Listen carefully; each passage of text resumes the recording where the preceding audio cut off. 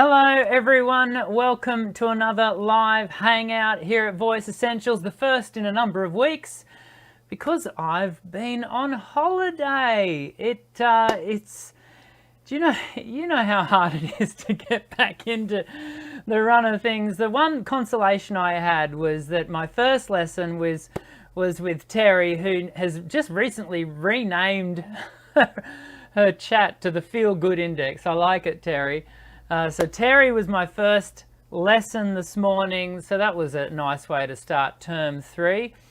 So in Australia, we've just had our mid-year break. I know many of you in the Northern Hemisphere may even still be on your summer break, but here in Australia we have a midweek break, a mid-year break, I should say, usually about a couple of weeks, and so. I spent the first half of it. It was 2 weeks off from teaching, but that being said, the first week I spent doing a whole heap of pre-records for videos coming up for the channel, so that you guys have got some more instruction and education to gain and glean from over the remainder of the year. And so I'll be editing those all up in the next couple of months, and then we got ready to go away. We travelled north. Normally we would travel south and might get a bit of skiing in, but this year we decided, because of COVID, we decided to travel north, and we went to a place called the Whitsundays. And I had the opportunity, well, not just me, my family and I, and my sister-in-law and her family, we had the opportunity to go to a place called Whitehaven Beach, and it is known as, well, just actually in the last 2 or 3 months, we were told, has been voted the #1 beach in the world. The crazy thing about this beach is the only way you can get to it is by boat, because it's out on one of the islands, and it's quite, in one sense, it's quite remote. So anyway, it was a very cool thing to do. What was also very cool, literally, actually it was freezing, we did a little bit of snorkeling on the Great Barrier Reef, which we were so excited to do, so pleased we did it. But can I tell you, snorkeling at the height of winter, even when it is north, in the subtropics / lower end of the tropics of Australia, we were so cold. It was so cold. So after 45 minutes of snorkeling and seeing the marine life, and it was great. We had a great time, and felt really fortunate to be able to do that, because so many of our Australian neighbours down in New South Wales, hello to those of you who are watching from New South at the moment, many people within the greater Sydney area are back in lockdown, and so we felt really fortunate to be able to do that. If you are in Sydney, we're thinking of you as you've been thrown back into lockdown, and we hope that will end for you soon. So so there you go. So we start of new term, start of the remainder. This is the run up to the end of the year, which is exciting. I know it's only July, but before you know it, we're going to be done, and we'll be celebrating Christmas. But anyway, let me give you some insight into what's happening over the next few weeks. So today we're going to do a Q&A, and so if you've got questions, hopefully I've got the answers, so you can start putting your questions into the chat for Linda, and she will start listing your questions for you. Of course, the order of questions is, if you really want and absolutely must have your question answered today, make sure you throw it in as a super chat, because I prioritize all super chats. The super chats, you throw a few dollars in, and all of that money goes towards the support of the Voice Essentials channel, and it's very gratefully and thankfully, humbly received. But as a thanks to you for putting in a super chat, I make sure we answer your question. That's the first thing. The second thing is we will then go through the questions as they're asked. So far, I'm saying I've just seen one question come up. So we'll be able to get to your question in a moment, which is great. So next week we're going to do another Q&A. It's because it's been so, such a period of time between drinks. We'll do 2 Q&As in a row. Then the week after that, we're going to be having Nadine Mannion come on. And as I've been telling us, and I'll remind us again next week, I've invited Nadine to come on so we can have a conversation around what can be a really sensitive topic for some, for a whole range of reasons. We're going to be talking about transgender voice. So not next week, but the week after, which will be the 26th of July at 1 p.m, Monday, the 26th of July, 1 p.m. Australian Eastern Standard Time. 1 p.m. Australian Eastern Standard Time on a Monday is when we meet every week. But I do want to let you know, if this is an area that you feel will be, might be a sensitive one for you, that for religious reasons, whether it be for, there's a whole range of reasons. I'm hoping that you'll all come and be a part of the discussion and our learning, but equally, we are going to be really proactive in the comments section when we come to doing that show, because we want it to be a really safe space for those who will watch the show, and so we'll lay out a few more ground rules on the day. It's such a sensitive topic. It's an important topic. I've worked over the last number of years, I've worked with a number of people who are transitioning in the gender preference of their voice, and so we'll talk more about that as we go. So that's coming up, and hopefully, because last term it was such a start-stop term, partly because we had a couple of public holidays here, so anyway, I'm hoping that we're going to get a really good run, 10 live shows in a row. So don't forget to subscribe to the channel, hit the white bell icon, and nominate to receive an email notification to remind you that we're going live. And that way you won't miss a live show, because we don't want you to miss a live show, because it's so good to hang out together. And as I said, we do it every Monday. Now, we're going to get to your questions in a moment. I do want to just, every now and then, and if you watch the show regularly, you'll know that, probably once or twice a year, I do make a point of talking about my title, for no other reason than to always just reinforce clarification. What's prompted me to talk about the fact that we call me Dr. Dan. I'm more than happy with Dan, but it's Dr. Dan's Voice Essentials, is because I got another comment on one of my videos this afternoon, this morning, kind of half having a go at me for using the title doctor. Saying I'm not a medical doctor and whatever. What I would encourage that person to do, and when I respond to their comment, I will encourage them to read in the description. In fact, in the description on this video, there is a disclaimer, if you like, an explanation around my use of the term doctor.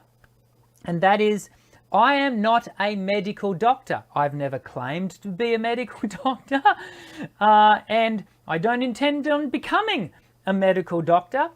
I am an academic doctor. I was awarded a doctorate back in 2011, so 10 years ago. Awarded the doctorate. It's a doctorate of musical arts, a DMA, in teaching and learning, and in the area of teaching and learning voice, obviously. And I didn't gain it from a Kellogg's cornflakes packet. I gained that doctorate from arguably one of Australia's, if not the leading music institutions, tertiary institutions in our country, in Australia, the Queensland Conservatorium of Music. And so, you know, I think I've got every right to use the term doctor. In fact, legally I do. But I'm certainly not a medical doctor. Then you'll often hear me refer to myself as a singing voice specialist. And in more recent times, you are going to hear me regularly refer to myself more consistently, more regularly, as a non-clinical singing voice specialist. And it's just in some recent reading that there's just starting to be a way of nominating for people that, so a clinical singing voice specialist would be someone who has also got the qualification of being a speech pathologist, which is another different degree, which I do not have. And so we're starting to use the term clinical and non-clinical to identify the difference for consumers, for people like you who are engaging with people like me. And so more and more you're going to hear me referring to myself as a non-clinical singing voice specialist. I am all for correctly nominating people's titles and not misleading anyone into thinking that someone is who they are not. And so I think that's important that every now and then I'll revisit that, just for those of you who are new to the Voice Essentials community, so that you know who I am, what my qualifications are. And I think that is important, that you are engaging with someone who does have high-level qualifications, not to mention 26 years, I think 26 years this year of teaching voice experience, and 25 years of performance experience, professional and amateur. So there you go. It's funny, I don't get hung up on my title. I encourage all of my private students to just call me Dan. Some insist on calling me Dr. Dan. I'm not precious about it, but sometimes it is important that we just clarify that. So I hope you understand where I'm coming from. I think most people who are part of this community do know where I'm coming from. But enough of that. Let's jump in and start talking about your questions and hopefully providing you with some answers.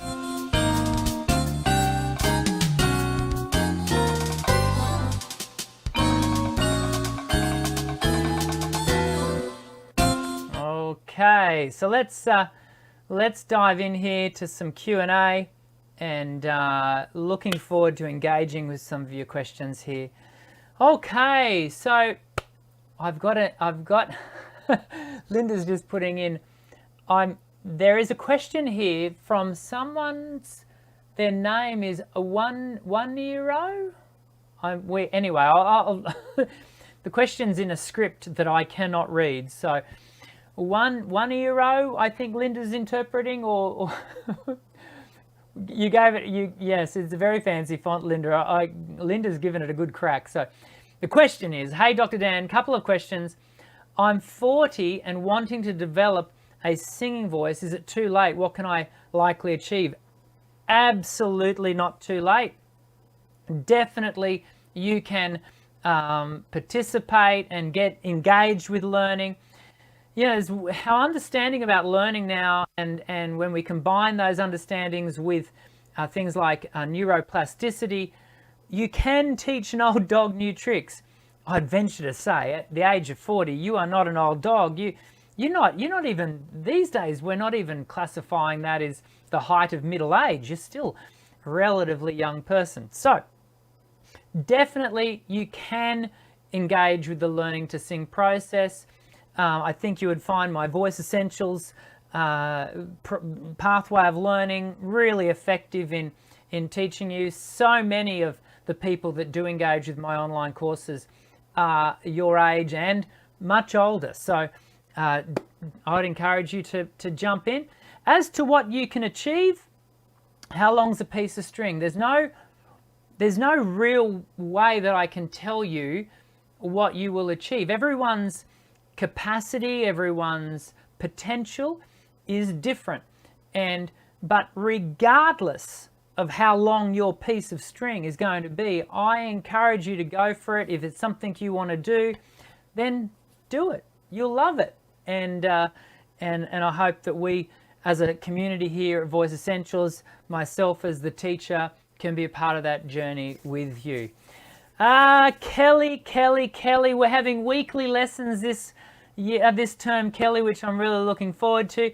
Kelly has thrown in a super chat, so we're going to prioritize that. Kelly has asked, why do I have such difficulty remembering lyrics when I start singing a song, and what's the best way to get better at it? Oh, Kelly, if there were a magic wand for learning lyrics, I would have been in a much better shape throughout my professional career, because you'll recall from a show that we did with Danielle Tucker last term, and we're talking about her process for remembering lyrics. It's a challenge for some people. For whatever reason, they've got a mind that just photographically presents lyrics in front of them. I do not have that mind, and Kelly, it would stand to the suggestion that you also don't have that mind by virtue of your question. The only way I've been able to learn lyrics over the years, Kelly, is by rote and repetition, and really just embedding them. I find that my performance anxiety, I will tend to go a bit blank prior to literally the moment before I step on the stage. My brain will just, lyrics are gone. What's the first line? I can't remember. I have gotten into the habit over the years of always going to the gig with lyric sheets. Back in the day, this was in a display folder or loose leaf. Nowadays, we've got our mobile phones and what have you. You can use those.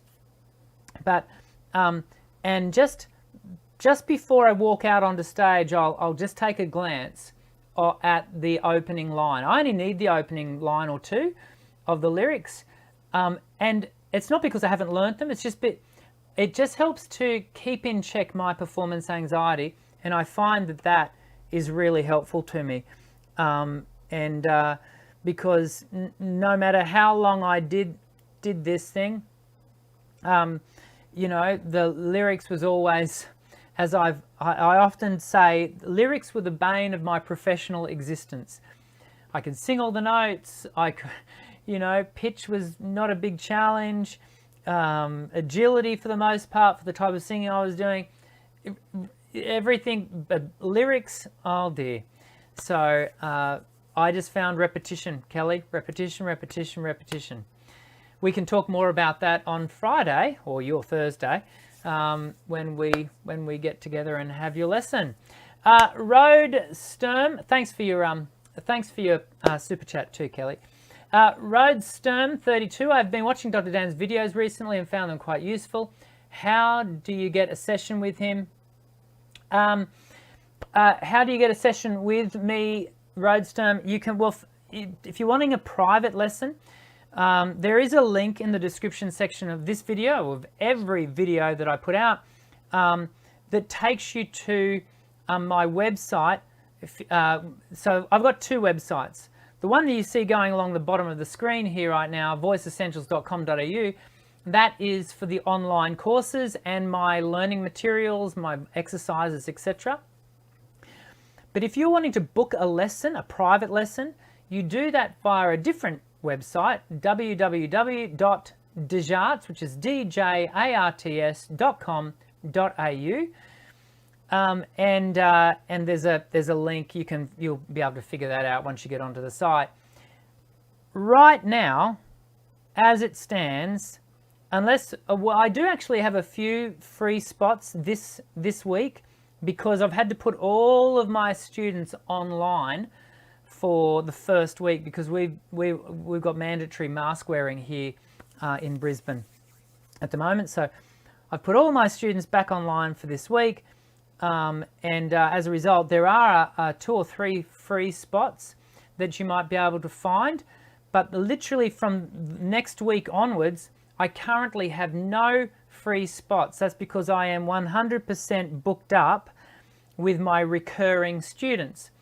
So the other way to go about it is to just keep checking the online booking portal, which there's a button that says book a lesson online. And if you just keep checking that, you'll find, I'm just checking this is not a message, no. You've just got to keep checking, book a lesson online or whatever through that portal, and it'll show you any availabilities that I might have. So that's how you go about it. You can go and have a look at that. Desjarts.com.au. Sathwika N, how to start and end any note perfectly like high notes. Well, there's no right or wrong way to start and stop a note, other than some choices are better than others aesthetically.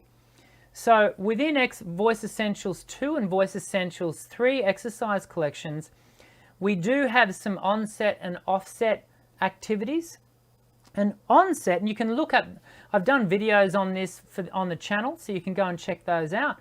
So you're searching onset, offset. And this is all about the way the voice starts a note, an onset, and the way the voice finishes a note, an offset, sometimes also called a release, but typically we refer to them as offsets. And so there's multiple ways that we can do that. We can do that, and these occur across for both onsets and offsets. We've got hard, soft, simultaneous or breathy. Not simultaneous is also called balanced. Then we've got pinched and we've got creaky. So the first one, balanced or simultaneous, we work on from the get-go because it's the healthiest and most sustainable, and we work on that for both onsets and offsets.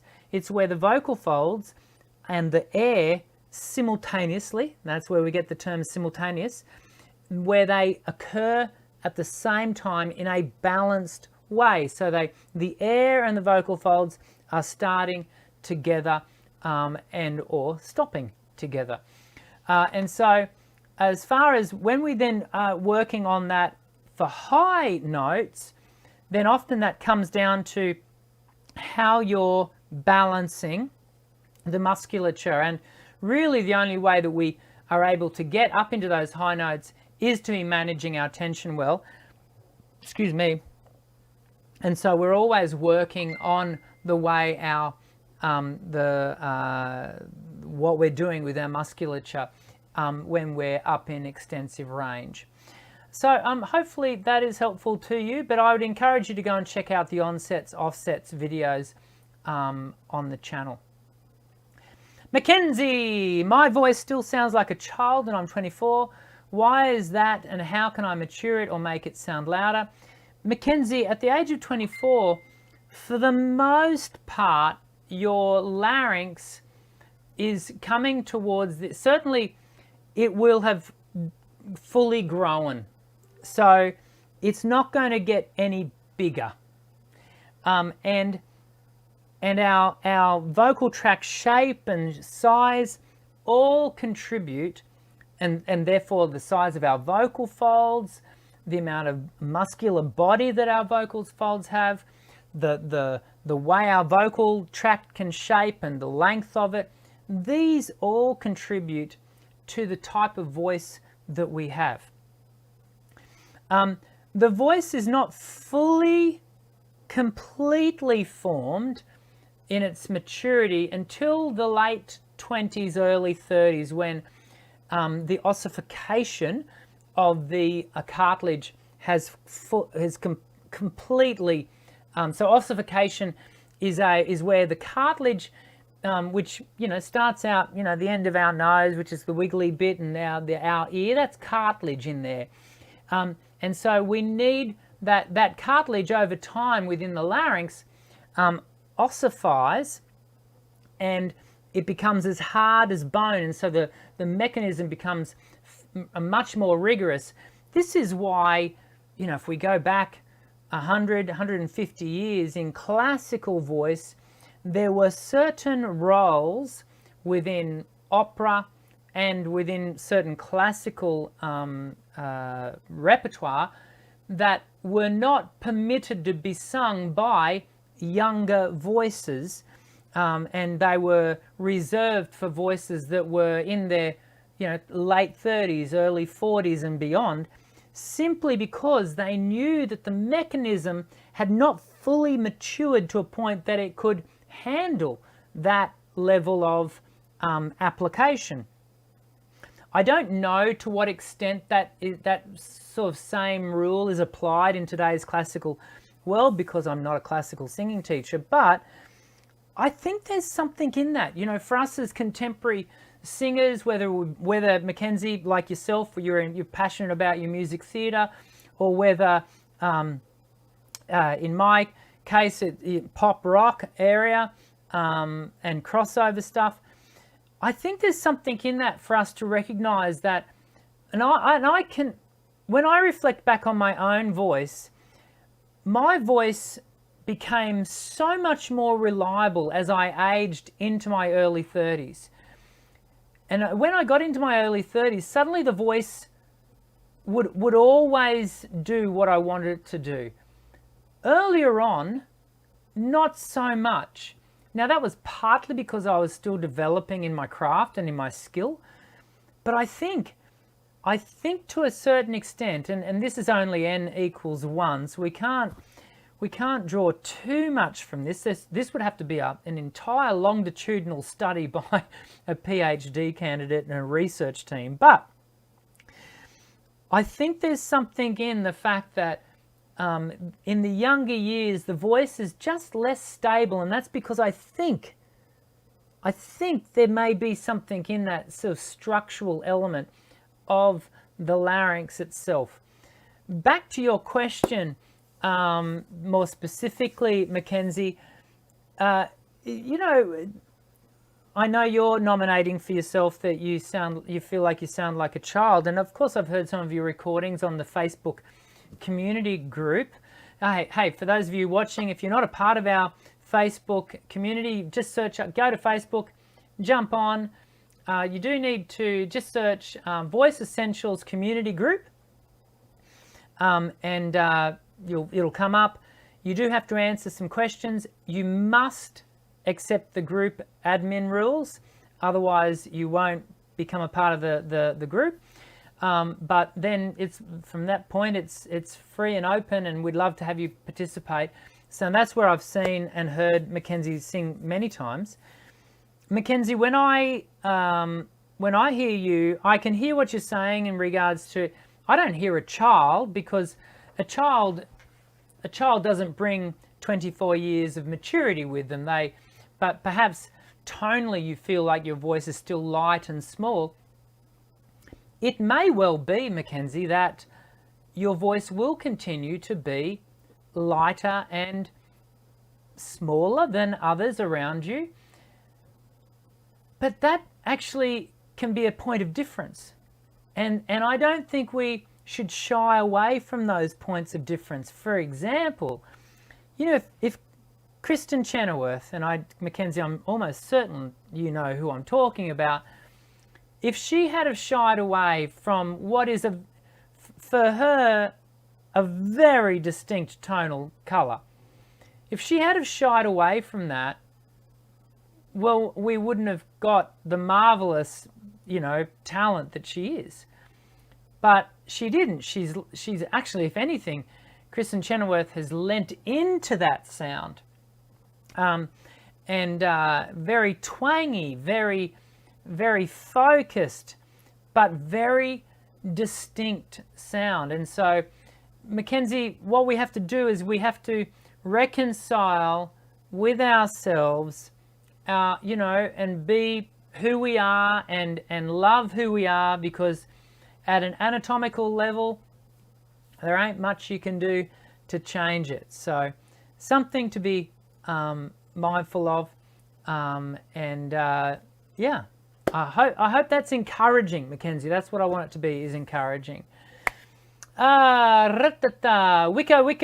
Dr. Dan, do our vocal cords have a sense of touch? No, they do not. Vocal folds have no nerve endings. Can you imagine if we had nerve endings within the vocal folds themselves, as in sensory nerves, that if I sing an A3, which would be if I sing an A3, that has my vocal folds oscillating at 220 times per second. Think about it, 220. Now, if we go up an octave to an A4, which is the exact same note that an orchestra tunes to, that would have my vocal folds oscillating at 440 times per second. If I go up another octave to A5, my vocal folds will now be oscillating at 880 times per second. Forget the 880, forget the 440, let's go back just to the 220. Let's settle for that. If I had nerve endings in my vocal folds, I would feel every single collision of the vocal folds as they come together 220 times per second. So as I'm talking right now, can you imagine how distracted you would be by that sensory activity? Now, where we gain sensory awareness, kinesthetic awareness, is from the resonance as it flows from the vocal folds up into the epilarynx, up into the pharynx, up into nasal cavity and through the mouth.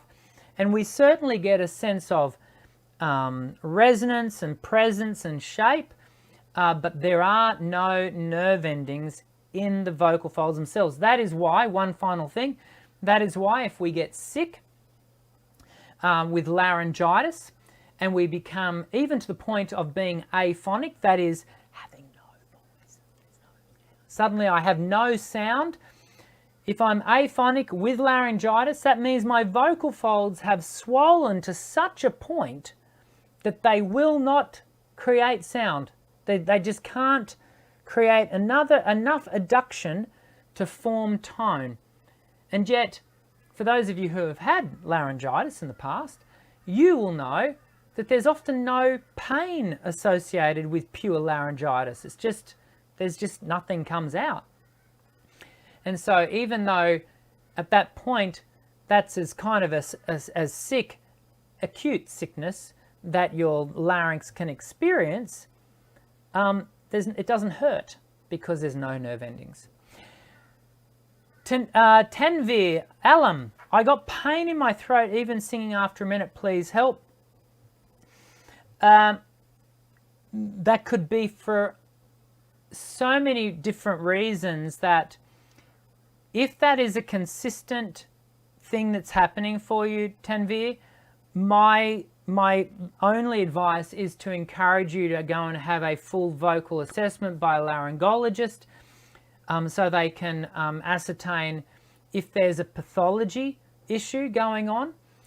More often than not, it's not a pathology that's found when someone goes to a laryngologist. I know we get all concerned about, vocal nodules and cancer, and often it's purely a functional issue. But really, to fix even the functional issues, so the non-organic challenges that the voice might be experiencing, it's often best to have had that assessed by a laryngologist, so that a speech pathologist or someone like myself, a non-clinical singing voice specialist, so that we're able to know where is there any significant, asymmetry in the arytenoids, and there's so many different things that could be taking place there.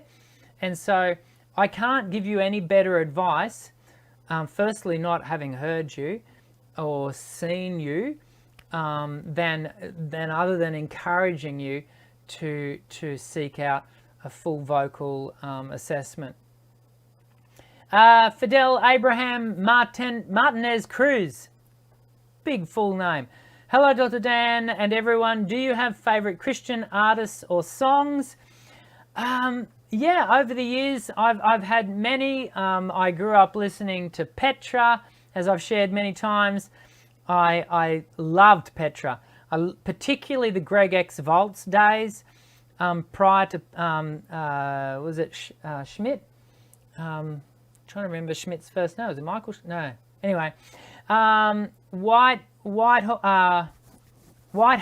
loved Whiteheart. The Allies, thought they were awesome. But I also loved individual artists like Michael W. Smith, Amy Grant, Don Moen. So yes, and yes, I could go on, because when I was a kid, again, I've shared this before, when I was growing up, I grew up in a devout Christian household where we were not permitted to listen to non-Christian songs. And so obviously, being the person that I am, I'm very passionate about music. The only thing I was allowed to listen to was Christian music, so I devoured the stuff. I loved it.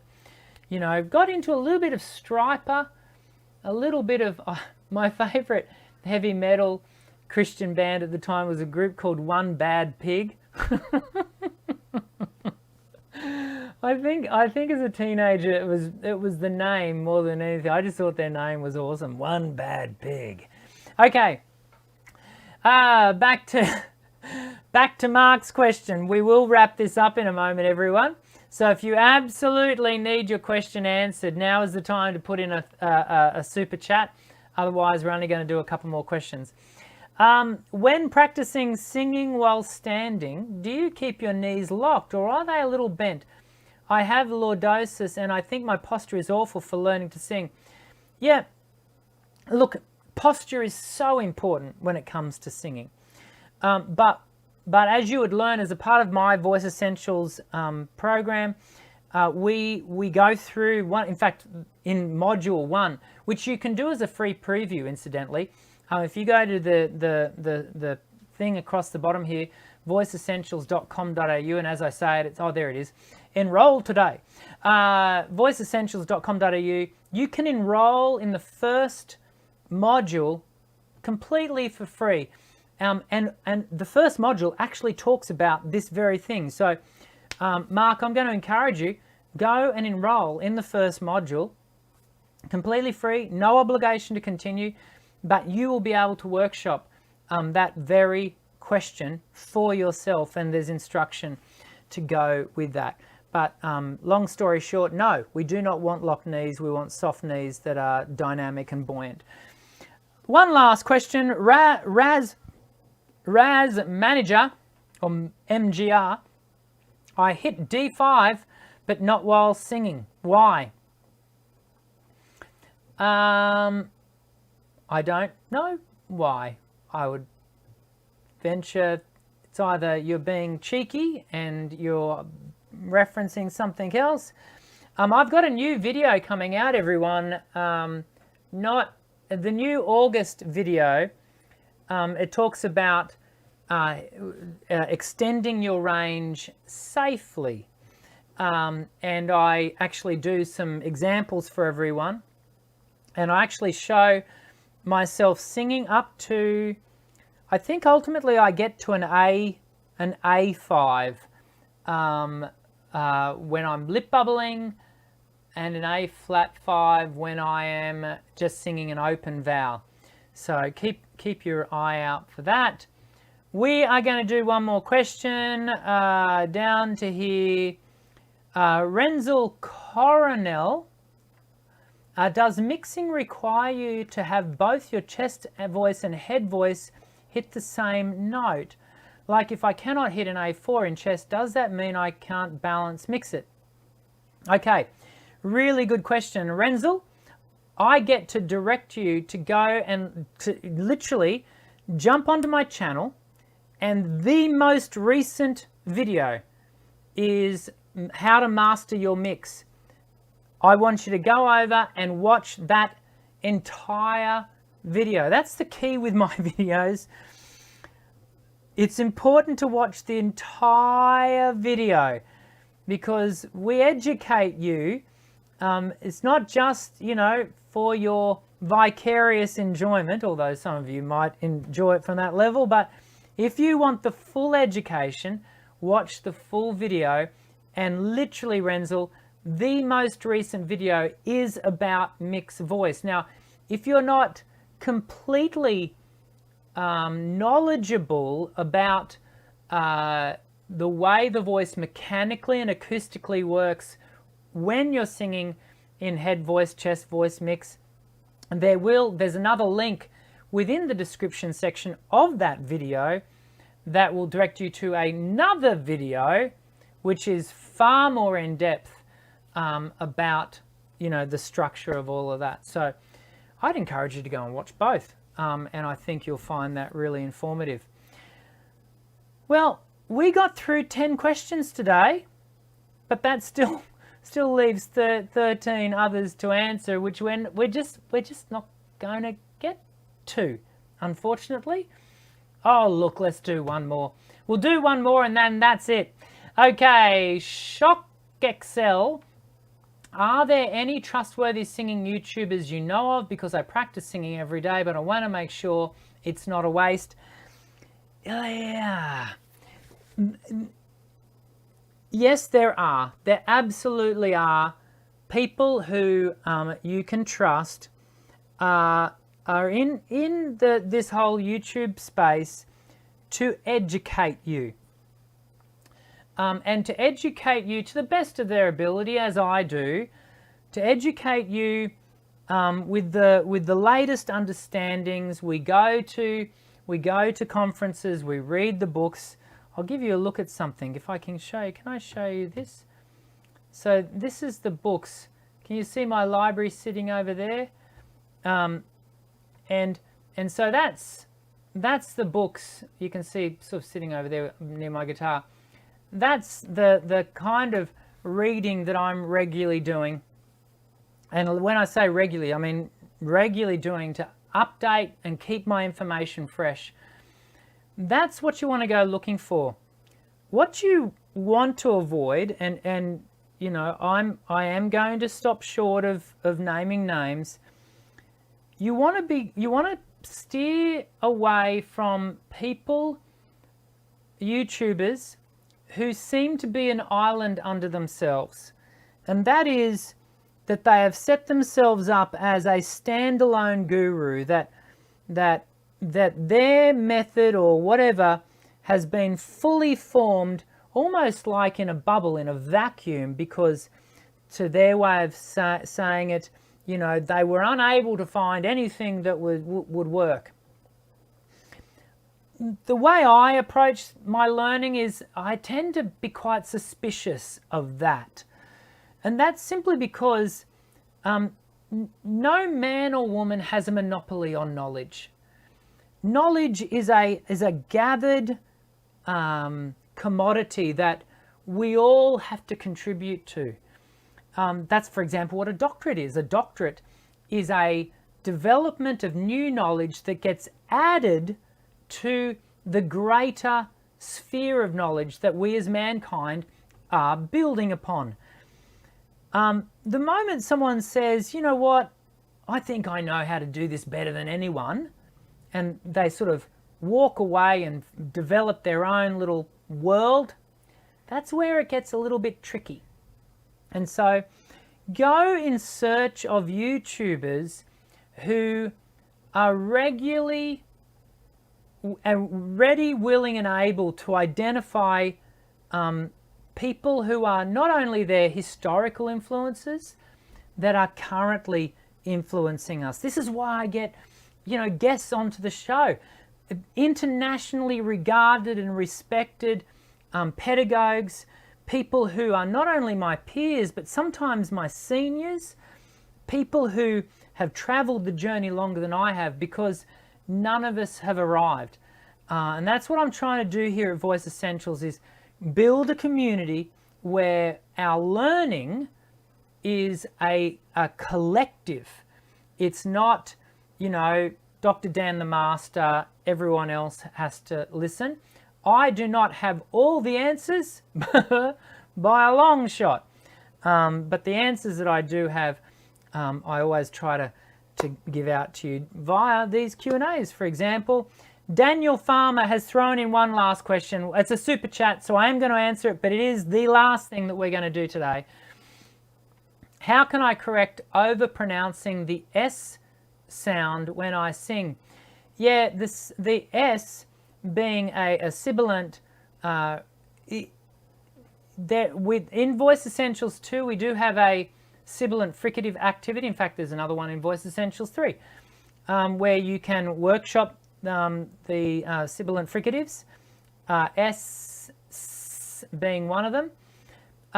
The overpronunciation of the S can be a structural issue within the mouth, and the way your tongue wants to relate to your front teeth and your hard palate. That is an area for a speech pathologist, generally, that I would direct you to.